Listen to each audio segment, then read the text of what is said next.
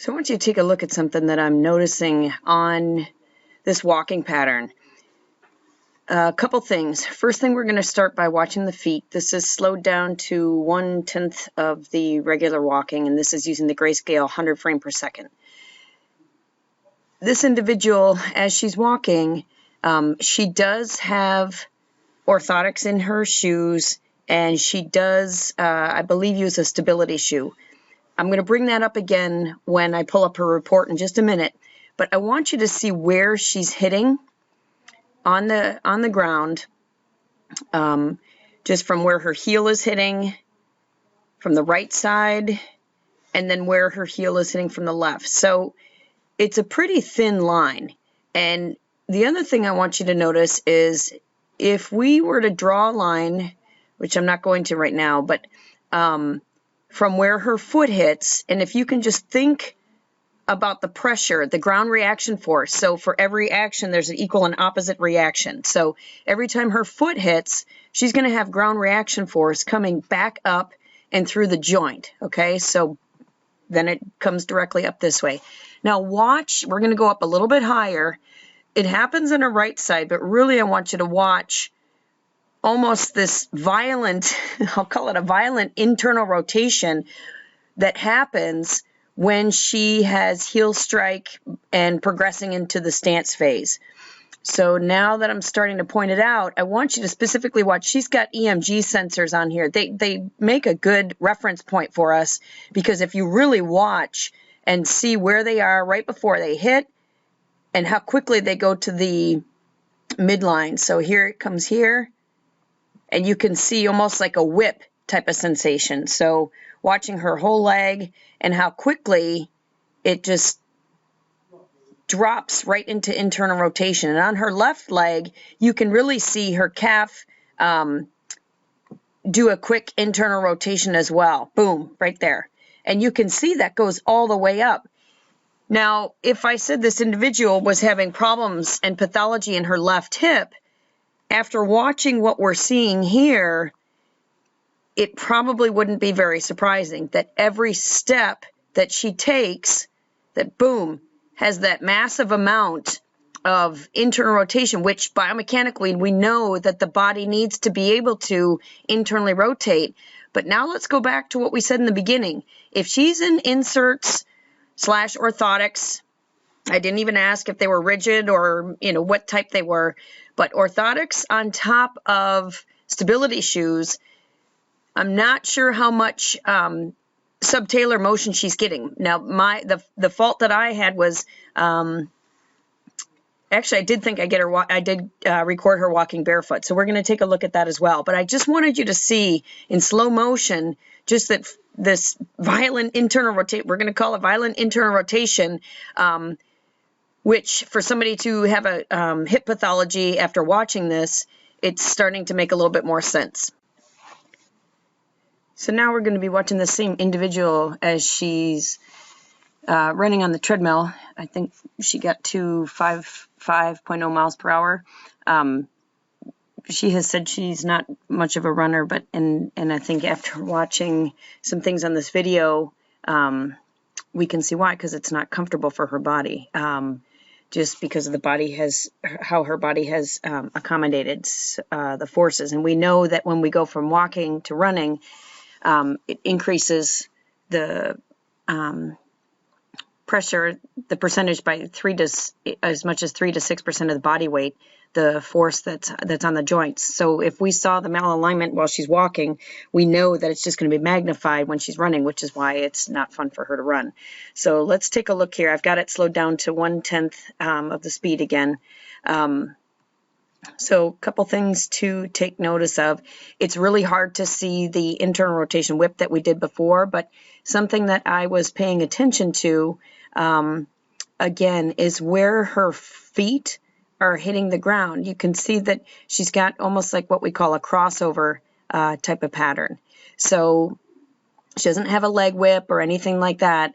But the big thing is, and I'm going to slow this down so we can do frame by frame here, is to see what happens particularly with this left side. So she's coming in, and you can start to see right there, and we know that we hit the ground on the lateral aspect of the foot, but watch, I'm going to back it up a little bit so we can do it in slow motion. The crash that comes down right there, and how hard her ankle will just drop into eversion, and then the rest of the body just kind of follows along. So we're going to look at that again, and again we're going to go slow motion, just comparing the right. It does it as well, but just not as much. But the part that's really significant, I think, and again, I'm always open for more feedback because I don't know it all, but as she hits here, this left side really hits hard, and that drops in, but she still has, the tibia doesn't really get a chance to go through internal rotation because, and this is my theory, because her foot motion is blocked with the inserts slash orthotics, and she's in a stability shoe. That's where that motion comes, and she just gets that drop inward, but the body still understands it needs to get internal rotation from somewhere. Because it can't unlock at the subtalar joint because it's blocked down here, and the tibia is not able to produce internal rotation. I think that's why she's getting a massive amount of internal rotation. Her body is compensating up at the hip. So for this unlocking that needs to occur down at her foot, at the subtalar joint that's blocked, she's getting that massive amount of internal rotation, twice as much motion up in the hip, where we need it to be down here in the ankle, which, again, we're going to let this play and watch what happens in the how much motion she gets of it, her foot just dropping in and crashing on the ground. You would, the question is watching this and saying, wow, do you have Achilles pain that ever bothers you? I think she has had some issues with plantar fasciitis. Again, we can see why, because of the amount of crashing down. And this is all going to make sense when we look at her report as well and see what's happening with the gait lines. As a matter of fact, we're going to do that next, but I just wanted you to see, I'm going to slow this down one more time so we can do frame by frame and show you again. If you think about the ground reaction force that's happening when that foot hits, and we're going to particularly go to mid stance. So right there, it smacks on the ground, and she's coming down, dropping down lower, right about there, okay? So you can see if we follow along, she's starting to come out of it right now. So back it up one more time, right about there. So if we've followed the pressure, so the ground reaction force, and again, her tibia is externally rotated, or you could call it tibiovarum, however you want to refer to it, but that's driving in the opposite direction. So if you think about the torque that's taking place here, and it's all hiding up in this left hip, which is what is basically chomping away at her hip socket and where she's getting this impingement from. So if we drew a line again with the force coming up from the ground, it's going directly up into the anterior aspect of the hip where she's having a lot of the impingement in that extra motion there. Here's a quick view of looking at the myopressure. This is basically looking at the force plate that's inside of the treadmill. So right here, this is her left foot strike, and coming up right there, that's her right foot strike. So there's left and right. So you can see if this is the midline and where her left and right feet are hitting the ground, and that's her left foot right there that almost crossed all the way over to the right side. There's the right side that, again, is crossing that midline. So, again, if you think about the ground reaction force that comes up in a foot that basically hits directly underneath the body, that puts tremendous pressure, particularly on the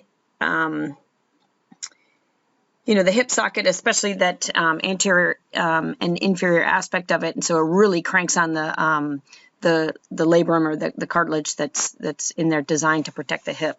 Again, left foot and right foot. So the different stacks, let's get a different view here. This is kind of one of my favorite views. And again, it's hard to see in this one, but it gives you an appreciation for what we're looking at is these towers just show with how much force and where the force is being placed the most. And this will come in a objective form on her report, which we'll look at next. And we'll be able to see that she does tend to strike harder on the outside of the right foot. Let's just pass through here, and then as she's starting to put weight through, evens out a little bit more, and then there's hardly much at all through her toe off. So she very much is landing on her heels, not much through the forefoot.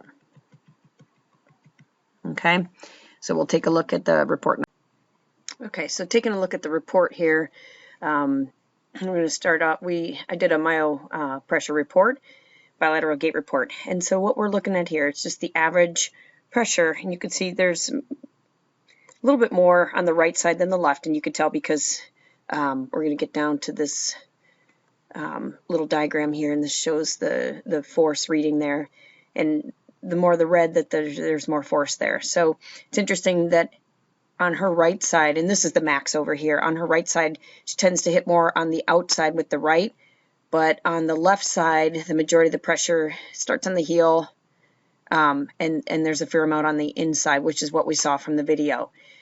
This is the part that's really significant to me, that when we're first looking, this is a center of pressure diagram, and this left side is the red is the left leg, green is the right leg. Each one of these lines represents a step in the whole time that we've recorded her. This graph is her running at 5.0 miles per hour. So this is what her running looks like. Now, this is really significant to me. I've not seen one like this before, so that makes her unique, in that she strikes laterally, but has such a sharp line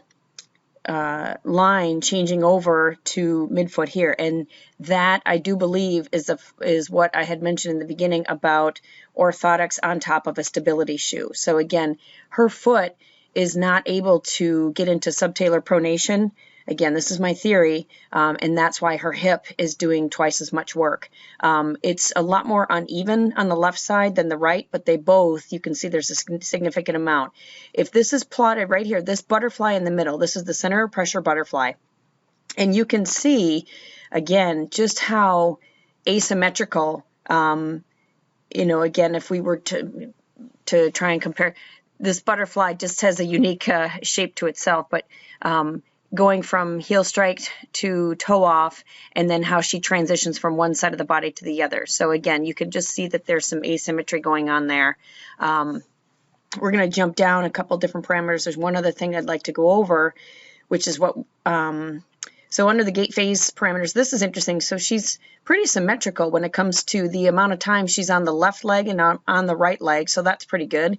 Nothing different there. But if we go down here to the spatial parameters, is this. And so what the foot rotation is describing is, if we were talking about gait in a forward motion, what the rotation means is how much she deviates from that forward motion. So what we were able to see on the video is exactly what's picked up here in the report, is that the left side deviates 9.1 degrees and the right side deviates 8.2 degrees. So she's got a fair amount, but that left side is more so than the right, which puts more of an angle on that left hip, which is where she's getting her impingement from. So the only other thing here on this, again, right, one of the things that her cadence was at 166. So